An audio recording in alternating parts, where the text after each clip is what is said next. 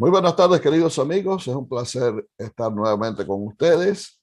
Estoy contento de que usted haya ocupado parte de su tiempo para compartir conmigo el estudio de la lección de la cual hemos estado estudiando durante esta semana, Jacob el suplantador.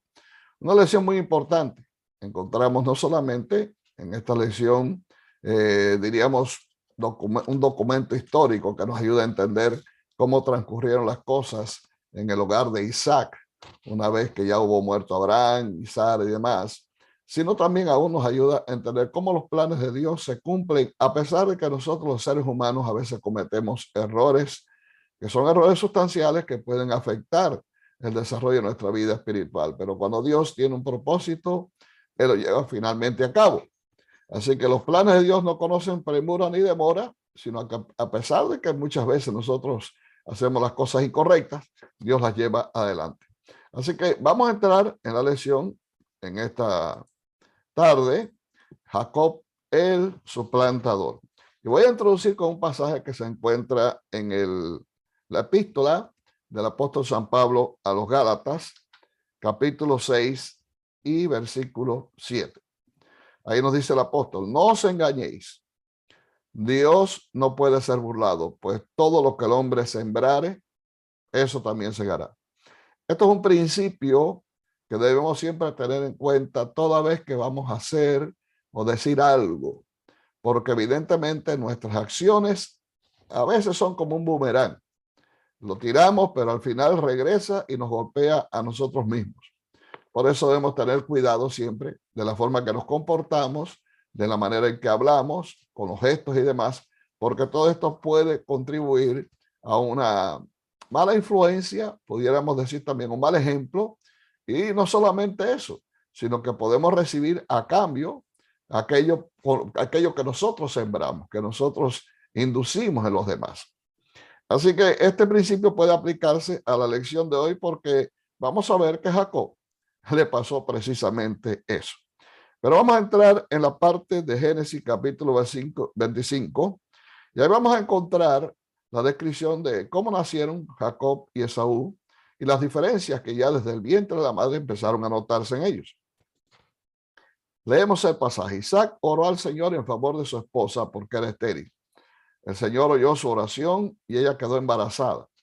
Pero como los niños luchaban dentro de su seno, ella se preguntó: si esto va a seguir así, ¿para qué sigo viviendo? Entonces fue a consultar al Señor y él le contestó: dos naciones hay en tu seno, dos pueblos se dividen desde tus entrañas. Uno será más fuerte que el otro y el mayor servirá al menor. Cuando le llegó el momento de dar a luz, resultó que en su seno había mellizos. El primero en nacer era pelirrojo y tenía todo el cuerpo cubierto de vello. A este lo llamaron Esaú. Luego nació su hermano agarrado con una mano del talón de Esaú y a este lo llamaron Jacob. El nombre de Esaú significa rojo debido a sus características físicas, mientras que el nombre Jacob significa suplantador, porque había agarrado el talón de Esaú. Ahora bien, dice que cuando nacieron los mellizos, Isaac tenía 60 años. Los niños crecieron. Esaú era un hombre de campo y se convirtió en un excelente cazador, mientras que Jacob era un hombre tranquilo que prefería quedarse en el campamento. Isaac quería más a Esaú porque le gustaba comer lo que él cazaba, pero Rebeca quería más a Jacob. Es un caso interesante, ¿no? Dos niños que nacen del mismo seno materno, evidentemente eran mellizos fraternos, no idénticos porque se ven las diferencias que había entre ellos, pero las diferencias no eran solamente físicas. Las diferencias entre estos dos hermanos eran espirituales también. Así que vemos que Esaú, si lo vamos a describir, era un hombre independiente, un hombre que le gustaba la aventura, le gustaba andar cazando por los montes, le gustaba la vida libre, mientras que Jacob no. Jacob era un muchacho sereno, un muchacho que le gustaba la vida tranquila, estar en su casa, un hombre hogareño, espiritual, si se quiere. Posiblemente Jacob era más dado a la oración que Esaú. No necesariamente el hecho de que estas características aparentan tal vez también problemas espirituales, contribuyan al hecho de también, repito, de que seamos digamos, infieles, ¿no? Que estemos separados de Dios. No, usted puede ser una persona sanguínea y sin embargo ser muy espiritual. Y sin embargo puede haber otros que son melancólicos, son muy pasivos, pero realmente no son nada espirituales. O sea que necesariamente esto no tiene que ser así. Pero evidentemente ya se notaban estas características que desde el mismo seno de la madre comenzaron a prefigurarse y nos dan un indicio de lo que habría de ocurrir en el futuro con ambos muchachos, porque la historia nos presenta cómo ambos finalmente tomarían caminos diferentes, aunque tuvieron malos comportamientos entre ambos, pero al final de ambos fue totalmente diferente. Así que, siguiendo la historia, Isaac se fue poniendo más viejo y ya cuando había avanzado en el tiempo, Isaac ya había perdido un poco la visión, así que pensando que sus días finales se acercaban, él le pidió a Esaú que fuera a cazar algo, le hicieron guisado y se lo trajera para entonces bendecirlo, otorgarle la bendición que sería prácticamente una profecía mediante la cual Isaac le aseguraba a Esaú que sería el sacerdote de la familia y que sería también el heredero de la promesa dada a Abraham de que en su simiente serían benditas todas las naciones de la tierra. Por lo tanto, era una bendición que ambicionaban muchos, incluyendo Jacob. Ahora, Rebeca escuchó lo que estaba diciéndole Isaac a su hijo Esaú y ella tramó un plan. Inmediatamente le dijo a su hijo Jacob lo que estaba pasando y ella quería que Jacob fuera el que recibiera la bendición, pero urdió un plan de tal manera que de esta forma, en una forma, digamos, no correcta, Jacob obtuviera la bendición mediante la mentira, el engaño. Mandó a Jacob que tomara un cabrito de las cabras y preparó un guisado para que fuera y se lo llevara a su padre, como que él era Esaú. Sin embargo, Jacob dijo, pero es que yo no soy igual que Esaú. Esaú es velloso, yo no lo soy. Así que Rebeca se la valió, cubrió con las pieles tiernas del cabrito sus brazos y esa parte del cuerpo que podían ser tocadas. Lo vistió con la ropa de Saúl, le echó los perfumes de Saúl y lo envió para que finalmente le llevara la cena a su padre Isaac y de esa forma obtuviera la bendición. Así que veamos inmediatamente qué fue lo que pasó, continuando con el siguiente pasaje. Dice acá en los siguientes versículos que entonces Jacob se presentó ante su padre y le dijo, padre, dime, hijo mío, ¿quién eres tú? Preguntó Isaac. Yo soy Esaú, tu primogénito, le contestó Jacob. Me imagino que Jacob trató de modular la voz para que se pareciera a la de Esaú. Ya hice todo lo que me pediste. Ven, por favor, y siéntate a comer de lo que he cazado. Así podrás darme tu bendición. Pero Isaac le preguntó a su hijo, ¿cómo fue que lo encontraste tan pronto, hijo mío? Y él le contesta, sin reparos, el Señor tu Dios me ayudó, respondió Jacob. Ustedes ven, una mentira conlleva a la otra. Hasta Dios fue implicado en esta mentira, porque en ningún momento Dios actuó, al contrario, Dios estaba disgustado con lo que estaba haciendo Rebeca y con lo que estaba haciendo Jacob. No obstante, Isaac se dio cuenta de la diferencia de la voz, se dio cuenta que no era la voz y le dijo a su hijo, mira, realmente tú, después que lo palpó, ¿no? Tú eres velludo como mi hijo Esaú, pero tu voz es la voz de Jacob. Acércate para poder besarte. Y entonces cuando Jacob se acercó, él sintió el perfume, sintió el olor de los vestidos de Esaú. Y entonces ahí en esos momentos vino la inspiración y él bendice a Jacob. Evidentemente esto fue algo muy feo, no fue bonito, esto que hizo Rebeca y que hizo Jacob también, y habría de traer sus consecuencias, porque más tarde se enteró Isaac de lo que había ocurrido, también Esaú se enojó grandemente, Esaú protestó esto porque dijo que su hermano le había engañado ya 2 veces, en una oportunidad él vino cansado, después de haber estado por los montes, tenía hambre, y ahí estaba Jacob haciendo un potaje de lentejas, y en esos momentos, pues, Esaú le pidió que le diera de comer, y Jacob se valió de la necesidad de Esaú para pedirle que le vendiera su primogenitura. Y Esaú, sin más reparo, pues sencillamente le vendió su primogenitura. ¿Para qué me va a servir la primogenitura? Y de esa forma menospreció Esaú la primogenitura. Yo creo que Dios pudiera haber resuelto este problema, porque evidentemente el plan de Dios estaba por Jacob. Más tarde, años después, cuando ya Jacob era viejo, se encontraba en Egipto, su hijo José trajo a sus dos hijos, Manasés, que era el primogénito, y Efraín, para que Jacob lo bendijera. Así que él colocó a sus hijos, a Manasés, lo puso a su izquierda, quedaba a la derecha de Jacob, y a Efraín lo puso a su derecha y quedaba a la izquierda de Jacob, para que al poner sus manos, Jacob bendijera primeramente al primogénito con la mejor bendición y después a Efraín.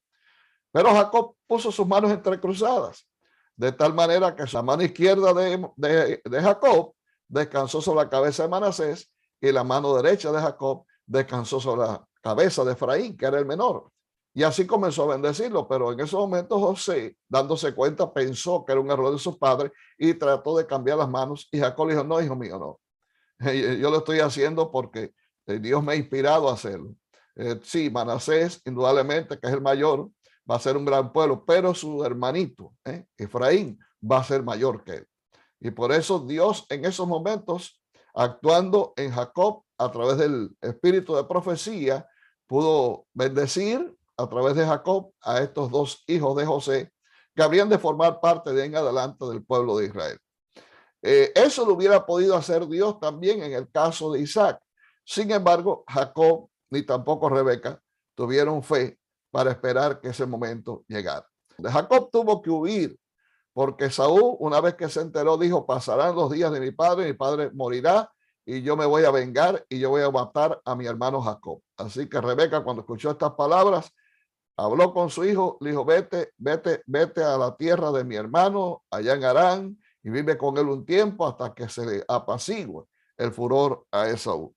De manera que una actitud como esta, la mentira alevosa con que fue engañado Isaac, ya comienza a crear sus resultados. Los hermanos divididos en una forma increíble, Esaú con sentimientos de venganza, Jacob con remordimiento por lo que había cometido. Ahora Rebeca tiene que separar a Jacob del seno familiar, enviarlo finalmente a un lugar donde no debió nunca haber estado, pero bueno, finalmente tuvo que hacerlo para salvar a su hijo y ella nunca más pudo ver a Jacob. De manera que cuando Jacob regresó años después, ya Rebeca había muerto. Así que este fue un castigo extraordinario que sufrió Rebeca y sufrió Jacob también de no poder ver a su madre nuevamente.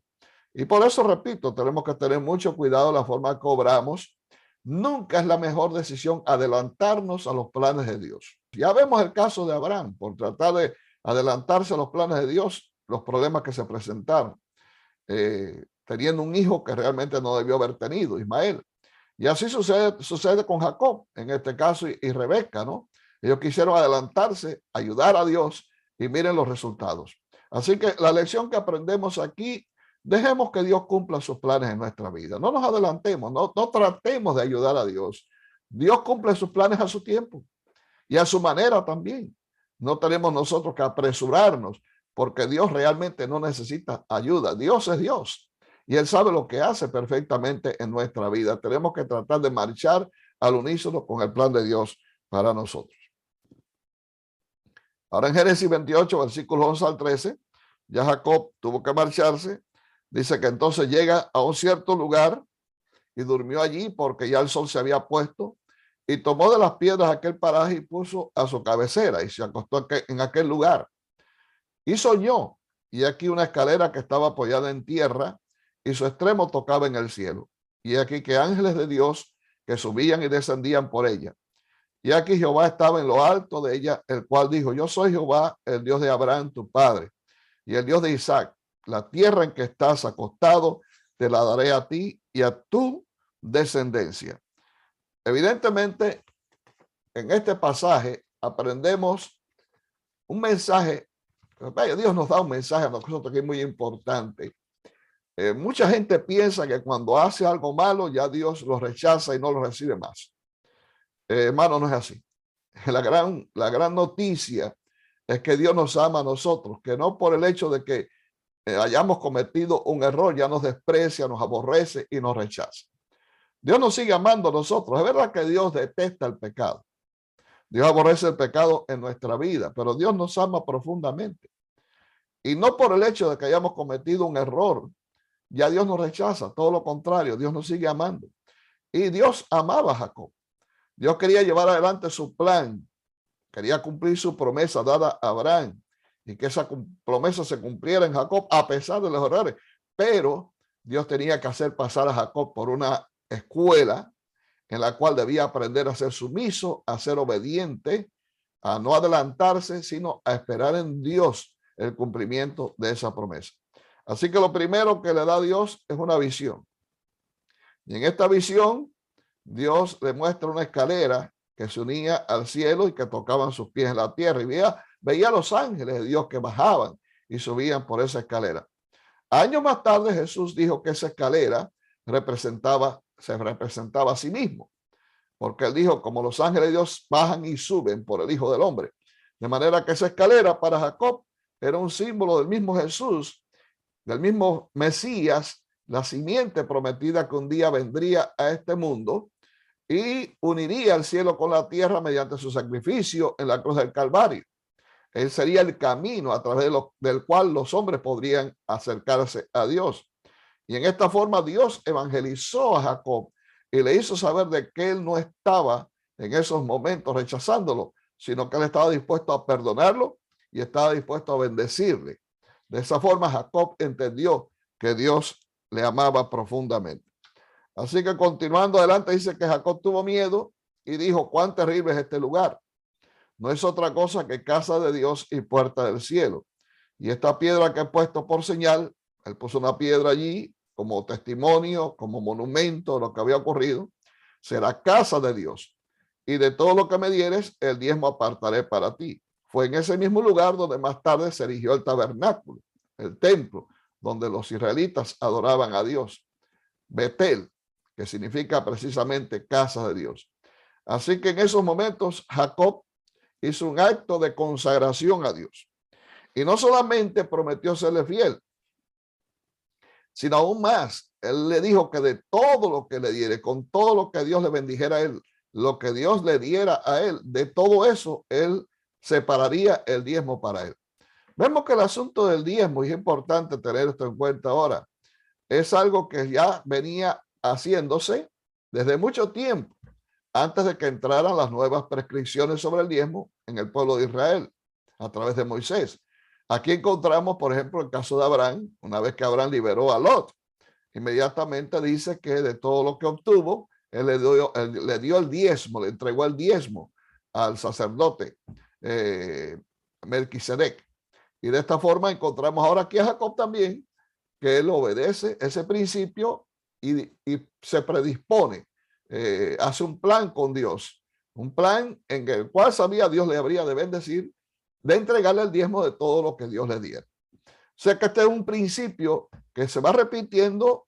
Esto es algo que vemos a lo largo de la Biblia, aún hasta en el Nuevo Testamento, como el diezmo es algo que es importante en relación con nuestra adoración a Dios. Más tarde Dios, a través de Moisés, prescribió que el diezmo, fueron las instrucciones del Señor, fuera separado para los levitas. Los levitas serían la tribu que llevaría a cabo el ministerio del santuario. Y en tiempos del Nuevo Testamento, Pablo dijo que los que predican el evangelio deben vivir también del evangelio, de manera que ahí en adelante el diezmo, ya en ese caso no había levitas que cuidaran el templo ni ministraran en el templo. Los levitas después llegaron a prefigurar lo que fue el ministerio evangélico. De ahí en adelante el diezmo fue usado para sustentar a los que predican el evangelio. El devolver el diezmo no es simplemente para quizás pagar una membresía en la iglesia. Nosotros no pagamos membresía en la iglesia. Somos miembros de un cuerpo que es el cuerpo de Cristo, que es simbolizado por la iglesia, pero evidentemente llegamos a formar parte de ese cuerpo mediante el bautismo, no porque pagamos una membresía. Usted si quiere no devuelve el diezmo, ya porque esto es un problema con Dios, esto es un asunto de fidelidad con Dios, y por eso usted no va a ser borrado de la iglesia, usted continúa siendo miembro de la iglesia, indudablemente. Pero si queremos ser fieles a Dios y no robarle a Dios, porque allá en Malaquías Dios condena a su pueblo porque dice, ustedes me han robado. Me han robado porque no me han devuelto los diezmos y las ofrendas. En Malaquías capítulo 3. Pueden leerlo allí. De manera que es un asunto con Dios. Si yo no quiero robarle a Dios y yo quiero ser fiel a Dios porque yo quiero estar con Dios en el reino de los cielos, yo tengo que devolver fielmente el diezmo, porque este diezmo es precisamente una contribución para que el evangelio siga siendo predicado en todo el mundo y Cristo pueda venir finalmente a la tierra. Entonces ahora Jacob llegará. Bueno, la Biblia nos presenta allí todas las peripecias que ocurrieron en Harán. Vamos a ver algunos pasajes que encontramos aquí. Y allí Jacob, pues entonces fue recibido. La historia la encontramos ahí en Génesis capítulo 29. Pues Labán le dice entonces a Jacob, a su sobrino, no tienes por qué estar aquí de balde. Dime cuál será tu sueldo y yo te lo pagaré. Pero en ese momento ya Jacob se había enamorado de Raquel y entonces le pide que a cambio de trabajar por él 7 años, le dé a Raquel como esposa. Así que Labán finalmente está de acuerdo. Jacob trabaja 7 años, que dice la Biblia que le pareció poco tiempo, porque amaba mucho a Raquel. Y una vez que hubo trabajado los 7 años por Raquel, le pidió a Labán, aquí encontramos el texto, dame a mi mujer, porque mi tiempo se ha cumplido para unirme a ella. Dice que entonces Labán juntó a todos los varones de aquel lugar e hizo banquete. Y sucedió que a la noche tomó a Lea, no a Raquel, su hija, y se la trajo y él se llegó a ella. ¿Y qué sucedió? Dice que dio Labán su sierva Zilpa, su hija Lea, por criado. Venida la mañana, es aquí que era Lea, y Jacob dijo a Labán, ¿qué es esto que me has hecho? No te he servido por Raquel, ¿por qué pues me has engañado? El engañador, engañado. Ustedes ven, aquí vemos cómo la historia se repite, en este caso en contra de Jacob. Jacob engañó, ahora él es el engañado. Por eso es que dije al principio, debemos cuidarnos de lo que nosotros hacemos, de lo que nosotros decimos, cómo actuamos, porque evidentemente esto puede convertirse en una forma de recibir a cambio ya lo que sembramos. Labán respondió, no se hace así en nuestro lugar, que se dé la menor antes de la mayor. Cumple la semana de esta y se te hará también la otra por el servicio que hagas conmigo otros 7 años. No se justifica la actitud de Labán. Evidentemente este hombre era un taur. Este hombre, vaya, era un sinvergüenza en lenguaje hispano, ¿no? Pero realmente Dios lo usó para enseñarle una lección a Jacob que él debía aprender. Así que de la noche a la mañana, Jacob se vio ya casado con 2 mujeres, una amada, la otra aborrecida, y no era el plan de Dios que estuviera ocurrido, pero repito, las cosas que nosotros hacemos que son cosas incorrectas van creando nuevos males en nuestra vida.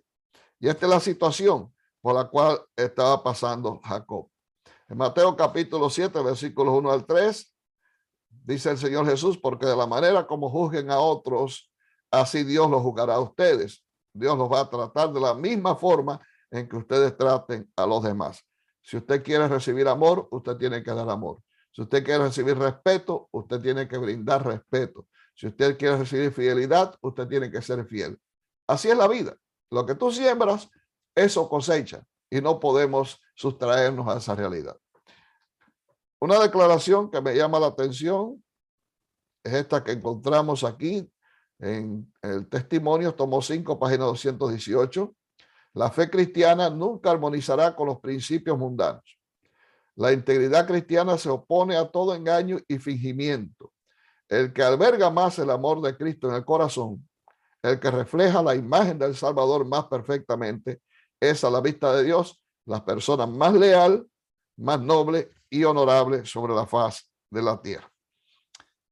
Y de adelante encontramos entonces que dice que vio Jehová que Lea era menospreciada y le dio hijos, pero Raquel era estéril. Y concibió Lea y le dio a luz un hijo y llamó su nombre Rubén, porque dijo, ha mirado Jehová mi aflicción. Ahora, por tanto, me amará mi marido. Viendo Raquel que no daba hijos a Jacob, tuvo envidia de su hermana. Y decía a Jacob, dame hijos o si no me muero. En aquel tiempo todavía no existían medios de poder conocer exactamente quién era el culpable por así decirlo, ¿no? De no procrear. Así que este es el razonamiento de Raquel. Pensaba que el culpable era Jacob. Y Jacob se enojó contra Raquel y dijo: ¿soy acaso Dios que te impidió el fruto de tu vientre? Y ella dijo: he aquí mi sierva Bila, llégate a ella y dará luz sobre mis rodillas y yo también tendré hijos de ella. Bueno, el dueño de la vaca es el dueño del ternero. La historia de Abraham, en este caso, se repite también, ya que encontramos a Jacob en una situación. Así que Bila fue dada por mujer a Jacob y Jacob se llegó a ella. Evidentemente, las cosas iban empeorando.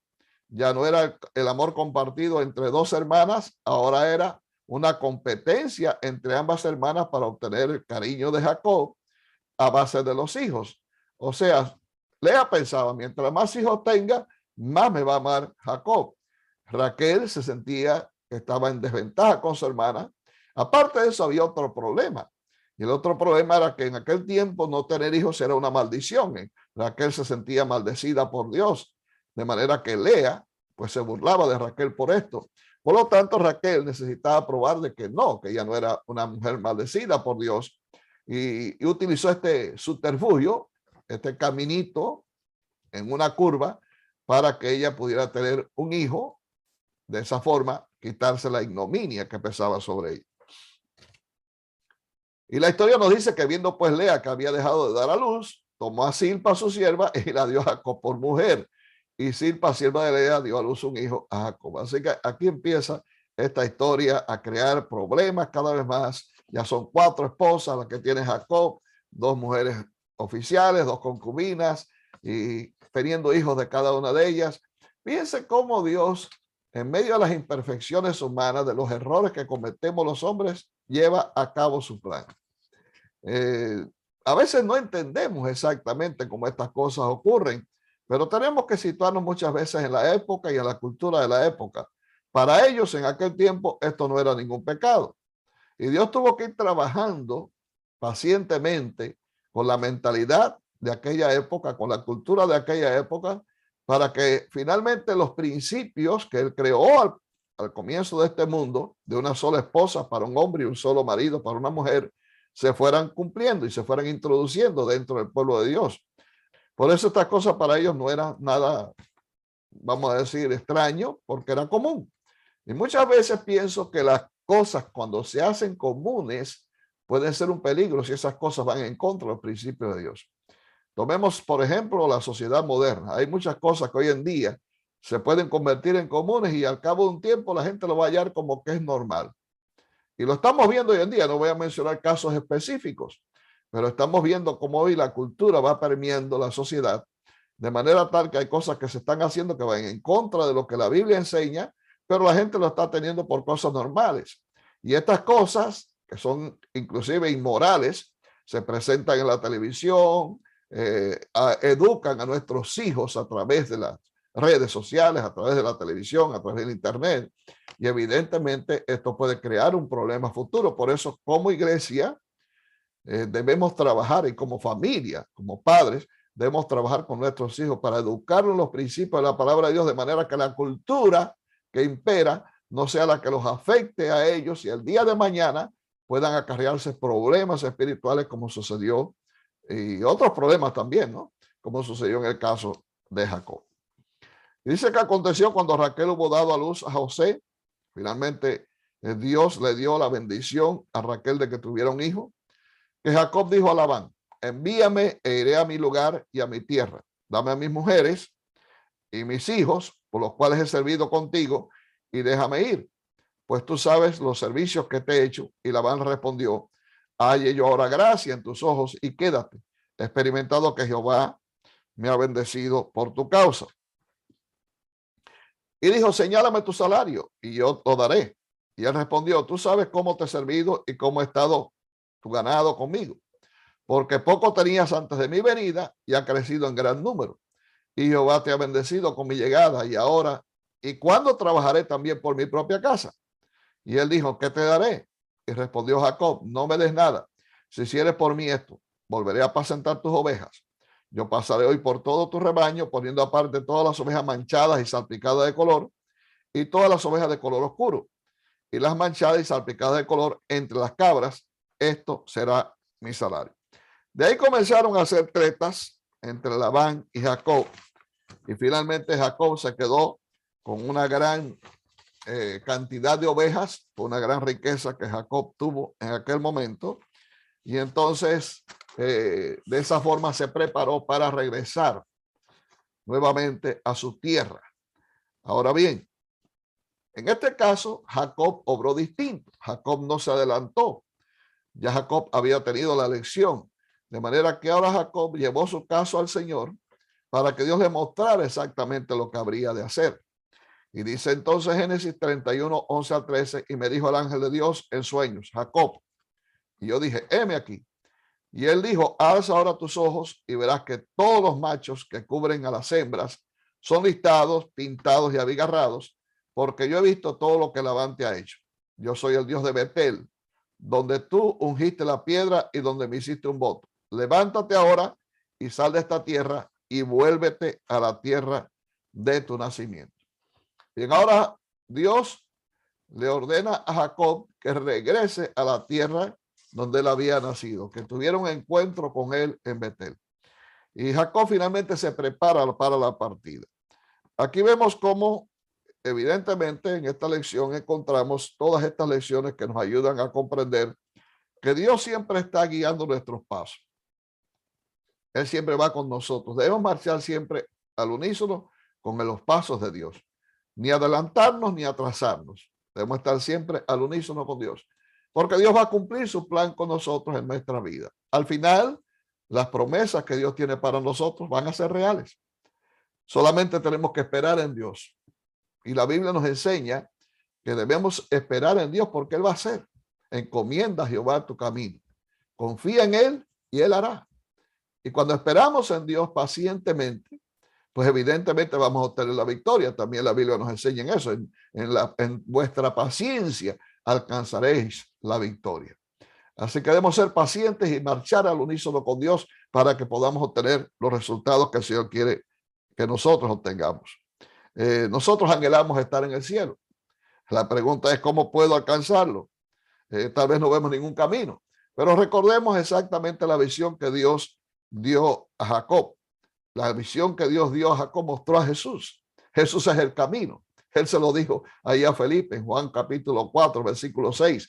Yo soy el camino, yo soy la verdad, yo soy la vida. Nadie viene al Padre sino por mí. Marchemos por el camino. Marchemos por el camino correcto, no por cualquier camino. No hay muchos caminos. Aquí no es como se decía en el pasado que todos los caminos conducen a Roma. Alguna gente piensa eso. Alguna gente piensa que todos los caminos llevan al cielo. No son todos los caminos. Sí, el diablo te pone muchos caminos por delante para confundirte, pero hay un solo camino y ese camino es Jesús. Si sigues a Jesús, viviendo en tu vida los principios que Jesús enseñó, la vida que Jesús vivió, siguiendo sus consejos, sus orientaciones, alcanzarás la promesa de vida eterna. Que el Señor te bendiga en este momento, que el Señor te guarde, que puedas tener mañana un sábado feliz, es mi deseo y oración, y nos vemos en la próxima, si así Dios quiere. Hasta luego.